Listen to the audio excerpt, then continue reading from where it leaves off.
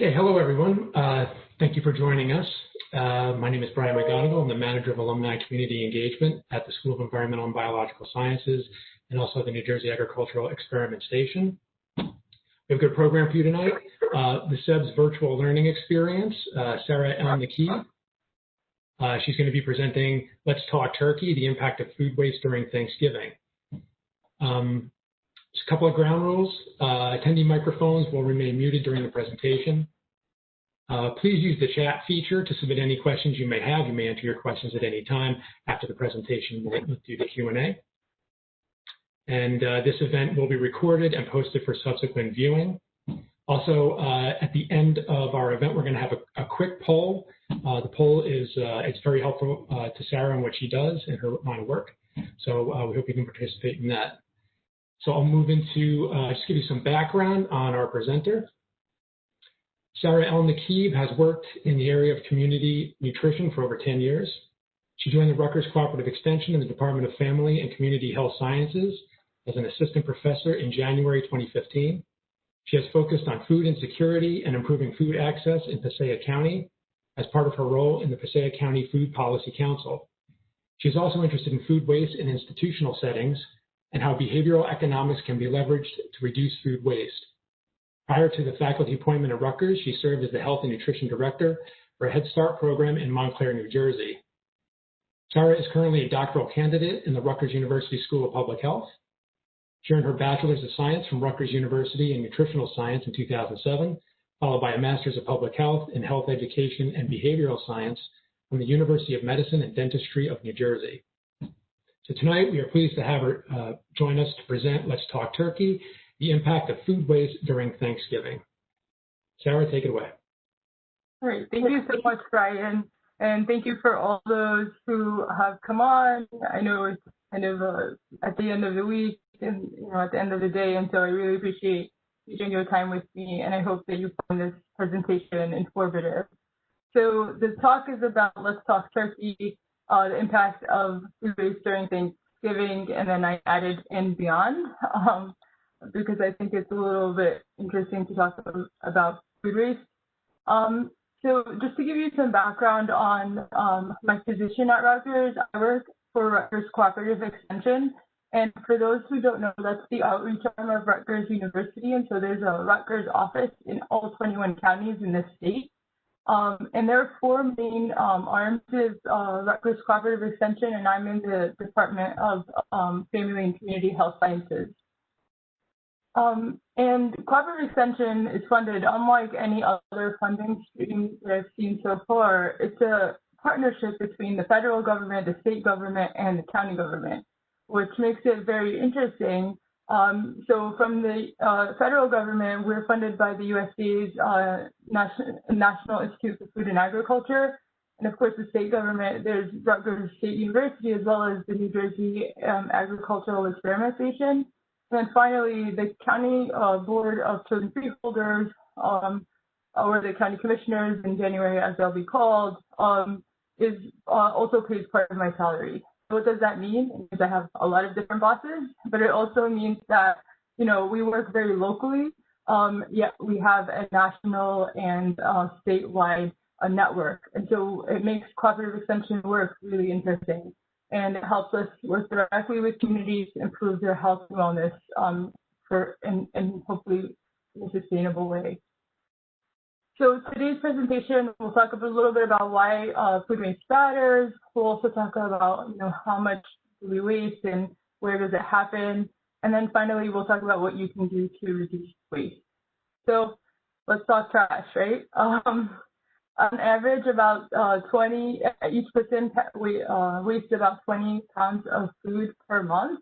And that's about 29 turkeys per person for the full year, or 288 pounds of waste. To put that in perspective, for the year, that's about 80 billion pounds of food that's thrown out in the U.S. That's equivalent to about 1,000 Empire State Buildings.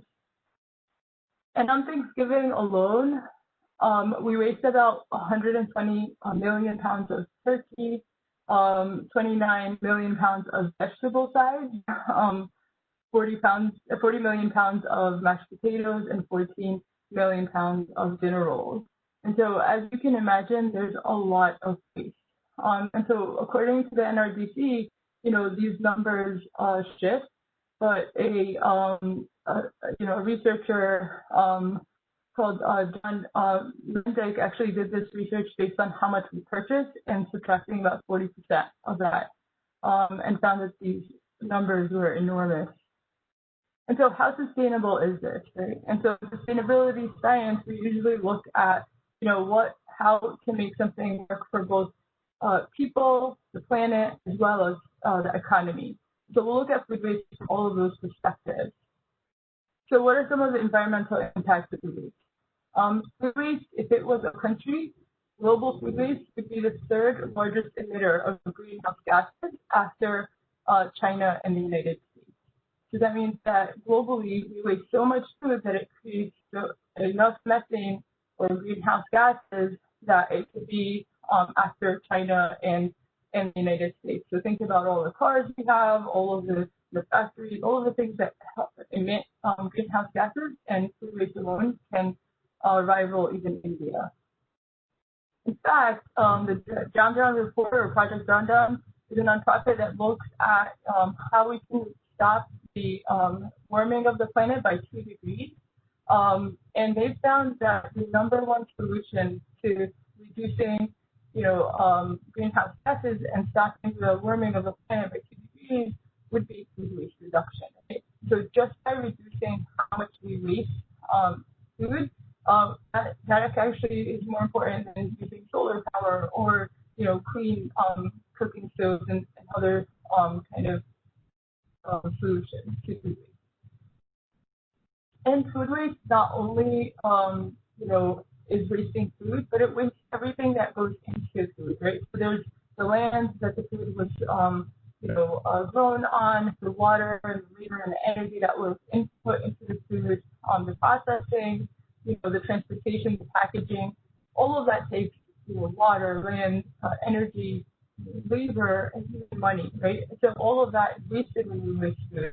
Additionally, a lot of people put care and, involved into this food, right? So all the farmers who grow this, all of the, food service workers who are making it, all that is wasted when we waste food. Let's talk about the money, right? How does food waste equate to dollars and cents? And so the Food and Agricultural Organization, which is part of the United Nations, found that we waste about $1 trillion in resources when we waste food. And in the U.S., when we waste about 30 to 40% of the food we grow, that equates to $161 to $218 billion a year. In addition to that, we just by hauling the food waste and putting it in a landfill, we pay about $2 billion a year. An average American family wastes about $1,600 in food waste alone every year. That's a trip to Disney they could take instead of wasting food. It equates to, imagine throwing out one bag of groceries for every 4 bags of groceries you bring home, right? So, you buy 4 bags of groceries, you leave one in the car, and that's what you would normally throw out. And of course, there's a social impact for food, right?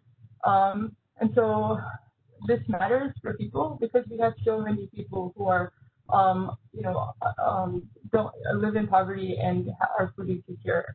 And so the USDA estimates that about 38 million households live in poverty, and the definition for living under the poverty line is about $26,000 a year for a family of 4. Of course, in New Jersey, that is a lot. You need a lot more so that you can, survive in this state. And additionally, there's about 13.7 million households who are food insecure. And so that means 1 in every 10 people are food insecure. And for children, that's about 10 million children. And of course, COVID has made that a lot worse. And so with the economic downturn and everything that's happening, we anticipate that about 1 in 4 children in the United States are facing hunger. And so how do we have this issue where, so many people are hungry and yet we throw out so much food? it doesn't make sense, and so we need to figure out how we can solve it. And so food waste is a problem, and we need to solve it. And we need to solve it for the planet, the economy, and of course for people. So let's talk a little bit about food waste. So food waste usually happens downstream. It happens where, you know, in the grocery store, in our supermarkets, and at home. Whereas food loss usually happens upstream. So it usually happens at the farm or the orchard, you know, in the production plant, or sometimes in some of the kind of staging areas where you're transporting food and things like that. And so when you look at all of the food waste that happens, you can see that most of it happens down here in the consumer level. That's us, right? That's where we are.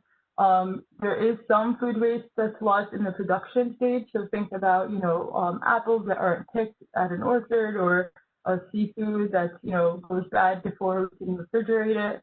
But then once the production losses happen, you know, during the post-harvest and processing and transport, we've done a really good job of keeping the food waste down. Of course, there's some food waste, especially for perishable items, but most of the food waste happens down there at the consumer level. And you can see that we make a lot of like fruits, vegetables, and so on.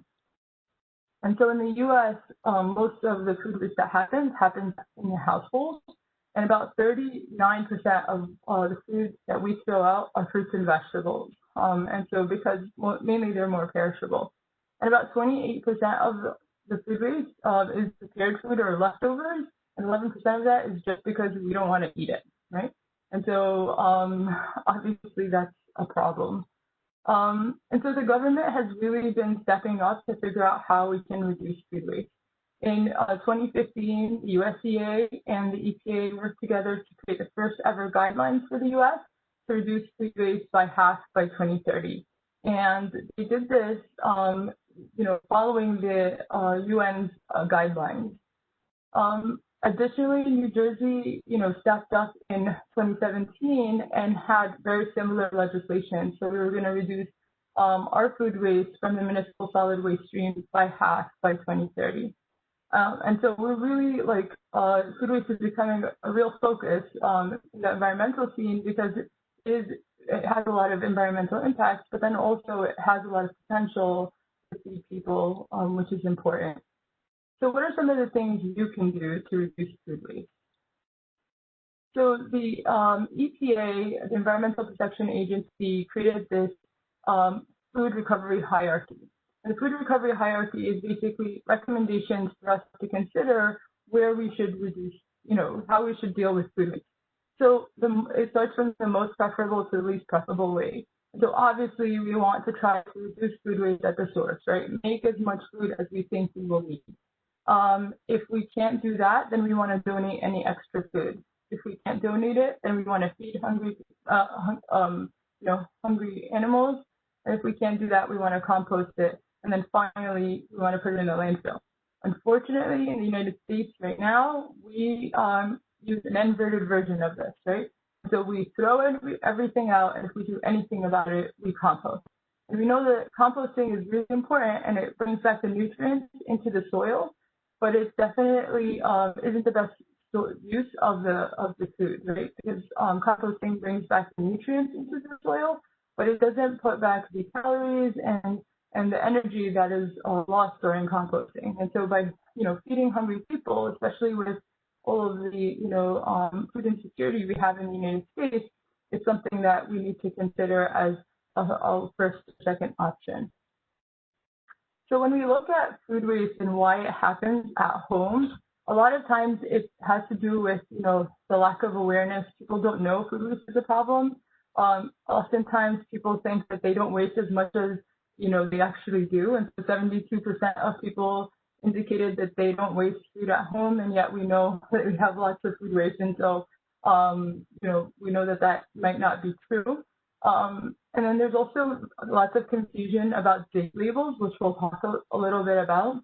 And then there's improper storage and planning, and sometimes, you know, impulse buying. We've all been there at the supermarket grabbing things that we think we're going to use when we don't.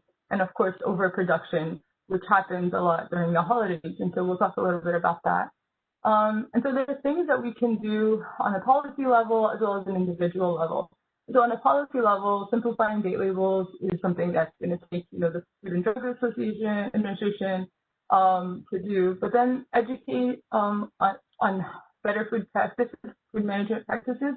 That's what we're doing right now, and so that's why it's in red. This is by the USDA kind of paying for part of my salary, and us coming up today to talk about this. We're kind of meeting this goal. And of course, there should be infrastructure for composting on a large scale. And then on an individual level, we'll talk a little bit about all of the things you can do to reduce waste. And so by planning your meals and shopping and your shopping trips, it'll help reduce waste. Storing is really key, and paying attention to expiration dates and understanding what they mean. And of course, if you try to use it and don't lose it.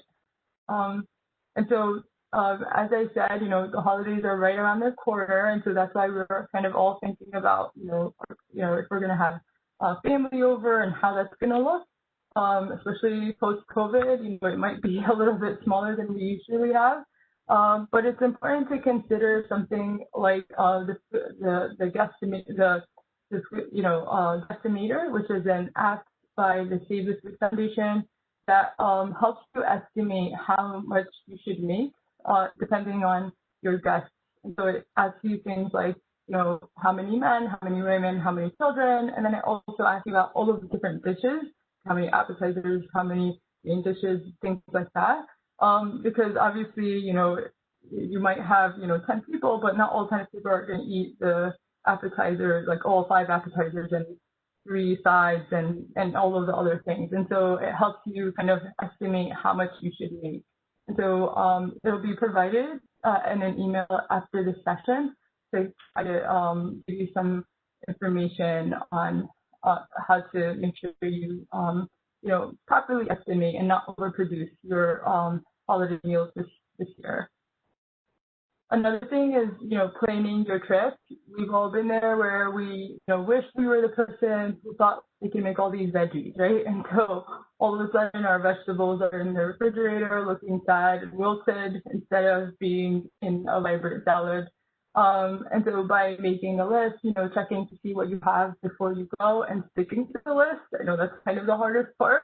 Also for those very perishable foods, trying to buy less of them, or opting for a frozen versus a fresh option. So we have a 5-year-old daughter who's obsessed with strawberries, and so in the summer when we used to buy lots of strawberries, we'd buy them in bulk, and then they would go bad before she could finish them. And so we decided to buy half fresh, half frozen, and that way we always have strawberries for her, but at the same time we're not wasting any. And of course, buying small quantities of the things that expire more quickly. Another thing is to look at your refrigerator and make sure that it's clutter-free. So I love this meme which says, I have a full fridge, but I'm too lazy to make anything. And so sometimes, having something like that is overwhelming. And so having your fridge organized and making sure that you can see everything can help you reduce waste. We also do something in food service called the first in, first out method. So that means you put the items that you have the oldest of, you have them in the front, and the newer items in the back, so that you're always eating or using the items that will expire faster, and so you have kind of clean flow to your refrigerator and cupboard. And then, of course, you want to use your freezer, right? And so items that are too close to spoiling, that you don't think you're going to actually eat, the best thing to do with them is to freeze them so that you extend their shelf life. And so, for example, I just made a batch of butternut squash soup. I thought more people were going to eat it. My kids didn't like it too much, and so I decided to freeze a bunch of it in the freezer so that I have it for later use. And that way I know I won't be able to get through all of it now, but maybe in a few weeks I'll want some. And then also separating things into smaller portions so that they're easy to get to and that they freeze more quickly. So you might need a bigger freezer, but it's definitely worth it. And so of course, always keep your temperatures for your freezer in check. So temperatures for freezers should be about 0 degrees Fahrenheit, and for refrigerators about 40 degrees Fahrenheit. And so you want to make sure that you're using the gases, appropriately. And so we've all been there where we've had an avocado that wasn't ripe yet, and then all of a sudden it's too ripe and you can't use it. And so that's due to something called ethylene gas. And so ethylene is a gas that's emitted from, fruits and vegetables naturally. And so you don't want to refrigerate, you don't want to refrigerate foods like bananas and apples and tomatoes, but you also want to separate them because some of them are, ethylene gas sensitive, while others are emitters of ethylene gas. And so we'll be sending you a kind of infographic that goes through that, but you can definitely use this to your advantage. And so if you have, underripe, avocados, you can put them next to the bananas and they'll ripen faster. Or if you don't want them to ripen too fast, you can separate them so that you can avoid spoilage. Expiration dates. This one's a hard one. A lot of times people think that sell-by dates, test-by dates, and use-by dates are all, food safety indicators, but in fact, expiration dates are just a suggestion, right? As Mr. Powers would say. And so, sell-by dates are really for manufacturers to recommend to stores when their items should be sold so that they can be sold in best quality. Sell-by dates, best-by dates are for, also as customers to know about the quality of the item. So if something is consumed after the best-by date, it's not unsafe. It's actually perfectly fine. The only thing is it might be a little stale, so the quality of the item might not be the best. And then the use-by dates are the same thing. So it talks about when the peak of quality is for that item. The only exception is baby formula. And so baby formula is, if it does have a use-by date, that is the time you need to use it by. And if you don't use it by that time, you have to throw it out. But other than baby formula, everything else is considered a suggestion, really. And then finally, you want to use it and not lose it, right? And so you want to love your leftovers. You can be Oprah and you get leftovers and they get leftovers and everybody gets leftovers. You want to make sure that you either save leftovers for your next meal or try a new recipe. So I know a lot of times some recipes ask for like sauteed chicken, and so I might save some, roast chicken to make in my sauteed chicken recipe, and it saves 10 minutes off my time to make that recipe, as well as gives me super tender chicken, and I'm using my leftovers, which is great. And then also, you can offer it to your friends, your guests, your family, and you can donate any unopened perishable items to the food bank. The only thing is to remember that leftovers should last about 4 days maximum. So after Thanksgiving, 4 days after Thanksgiving, that's when all of the Thanksgiving leftovers should be either frozen or consumed.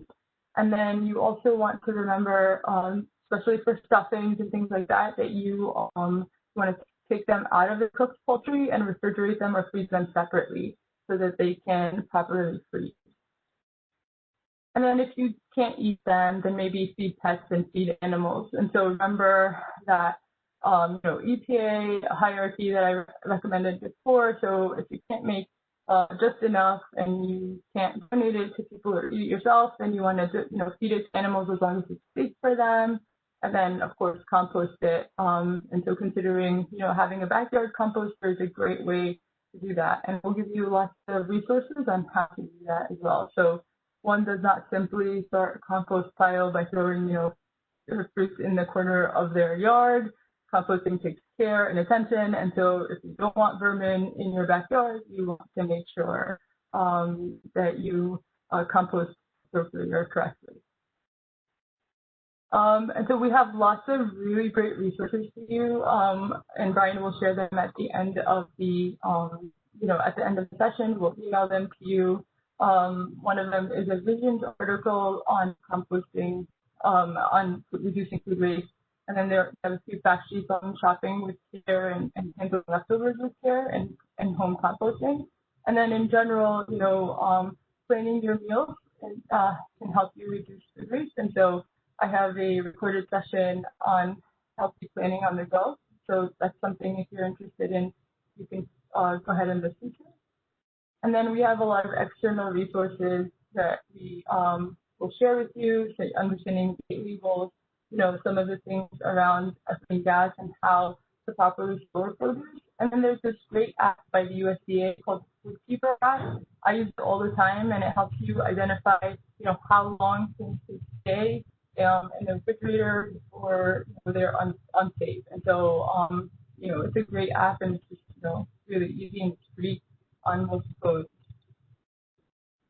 So thank you so much for your time. I know today's kind of been a difficult day for a lot of people with the elections and everything else happening. So I appreciate you giving up some of your time to talk to me and listen to me. And, let's keep the conversation going. I'm always one email away, and so feel free to email me any questions or comments that you'd like to say. And I think we're going to also take questions now. Yes, Sarah. So we have a question. How can saving food waste at home actually make food available for those who are hungry? Yeah, that's a really good question. So, not only are individuals able to donate food on their own, so a lot of times, we worry about the liability of donating food, but by donating food to food pantries and things like that, and in good faith, basically, we're actually protected by something called the Good Samaritan Act. And so I always, go through my cupboards before we go on vacation or before anytime we think that we're going to be out for a while. Hasn't happened in a long time, but usually, and we put, we donate anything that we won't be using. A lot of canned vegetables, a lot of, pasta, things like that, and then we can repurchase when we come back. So that's one way, but generally, donating to people is more for institutions. So I think Brian in my bio talked a little bit about, what I do, and so I do a lot of education to schools and hospitals and other big food waste producers on what they can do to reduce food waste, and a lot of it has to do with donating food.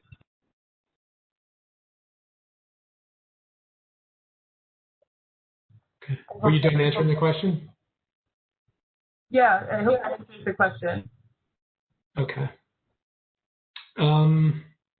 Here's one. How does storing food affect its nutritional quality?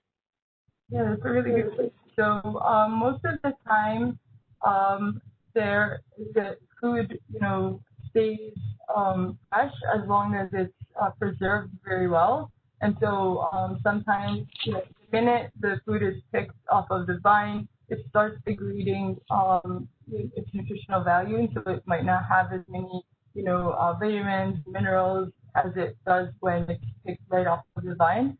But then if it's improperly stored, it degrades even more on a faster pace, and so it becomes really, not as nutritious as it would be if it was cared for properly. And so it's really important to make sure that, we store items right away in the correct way. Okay, thank you. Another question. How can we make people aware of how much they are wasting every year? Yeah, that's a really good question. So I had, I co-teach a class on food waste for undergraduates, and something that we ask them to do is to keep a food waste diary, and that's always illuminating. And so they just have a notepad right next to their garbage, and anytime they throw something out, they write it down. And that's something that helps people realize how much, waste they actually produce. And I think just talking about it, a lot of times, people feel bad, but for a second, right? The minute you throw it out, you think, oh, I should have eaten that. I should have, not thrown that out. But then you move on with life. But then the more we talk about it and the more we discuss it and realize all of the environmental impacts and all the other impacts that it has, hopefully the more conscious you'll be to make the right choice and not waste a lot. Thank you. Another question. How can you encourage gardeners to donate their overproduction of food? What info would you give them to encourage their actions? There's lots of food waste in my community garden. Oh, well, it's really good to hear that you actually have a lot of food to donate. There's this great website called Ample Harvest, and we'll share it with you in the email later. And it is basically a network of gardeners and food pantries, and it connects them together. And so Gary Oppenheimer is, a colleague who's also from Passaic County, and he started this website to just connect people who have a lot of harvest, who want to share it, and with food pantries who have, clients who take fresh items. And so it's a great way to connect to a pantry and start donating to them directly. So we'll be happy to share that resource. Thanks. Here's another one. I'm a recent graduate of St. Elizabeth's MSDI program. What advice would you give to a future dietitian who is interested in food waste sustainability as far as getting a job in the community nutrition field? It's great to hear that so many more dietitians are interested in this field. I think like a lot of times when I tell people what I do, they just look at me funny. But a lot of the work I do around food waste has to do with improving food quality in schools, and that helps kids eat more fruits and vegetables, which is what we want them to do as dietitians. And so what I would recommend is just go out there, try to get a lot of experience. Volunteer experience is a great way to get your foot in the door, and definitely networking with groups of dietitians who work in this area. And so if you're part of the Academy of Nutrition, there's the Hunger and Environmental Nutrition Group, which is a great group to participate in to learn more about what's happening in the field. And of course, the Society for Nutrition Education and Behavior has a lot of environmentally focused seminars, which is maybe where you can start learning a little bit about what you can do to help sustainability in the environment. Okay. As a follow-up to the previous question, we have food pantries that we donate to, but they still rather leave it on the plant to rot. They are not encouraged to donate. What would you do?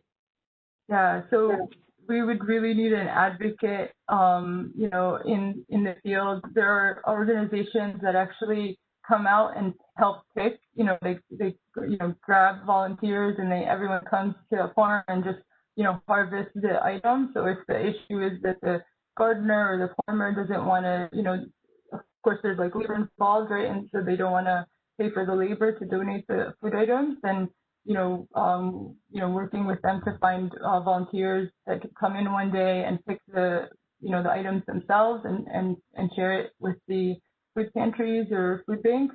And then another option, sometimes, it's important for people to know that all of these donations are tax deductible, right? And so at the end of the day, this is a benefit for the farmer or the gardener as well as the community. And so hopefully by making those connections and explaining the process, a lot of times the issues I come up against are liability. People are worried about donating because they think they'll be liable, for any issues that come up. But because we're protected against the Good Samaritan Act, there hasn't been a lawsuit to date around food donation. And so it's something to definitely consider. Okay, thank you. Here's one. Nutrition-wise, what is the best food people eat at Thanksgiving? So that's a tough question. I think the trend is that more and more people are becoming flexitarians, which means that they eat, they're not necessarily vegetarians, they're not necessarily, like eating any specific food, but they try to eat more flexibly. But a lot more people are eating vegetable-based meals. And so we know that, vegetable-based meals that are cooked in, like the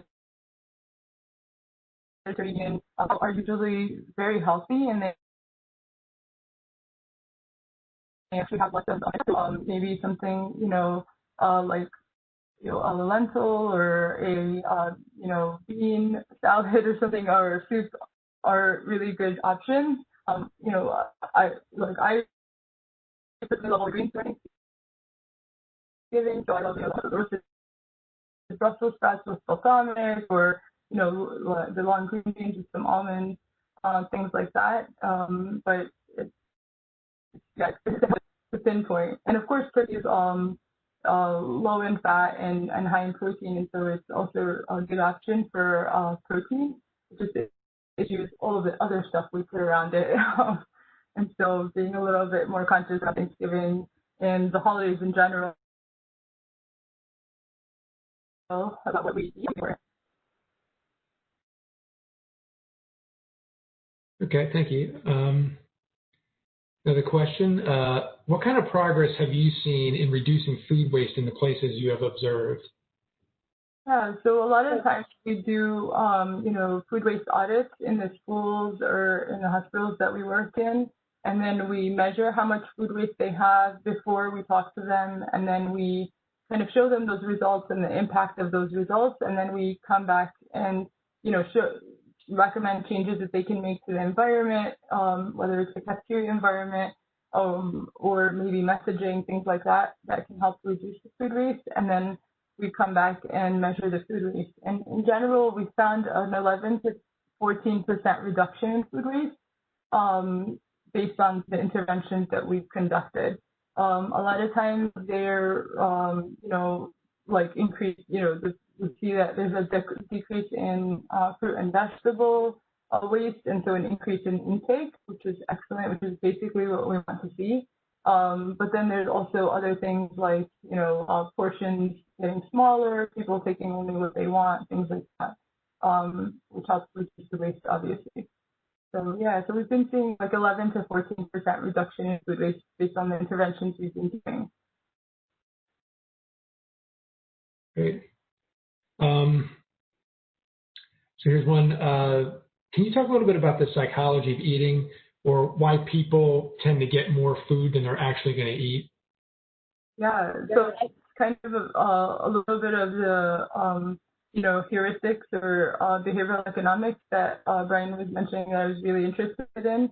And so, sometimes people put what they, eat with their eyes, right, not with their stomachs. And so we put too much on the plate, or we end up taking too much just because the plate size is bigger. And so generally we use like environmental cues to make the decisions that we want, that we make, especially when we're in what is called a hot state, which is like not a very focused state, when you're trying to think, when you're in a cafeteria, for example, and rushed for time and want to eat before you go to class, or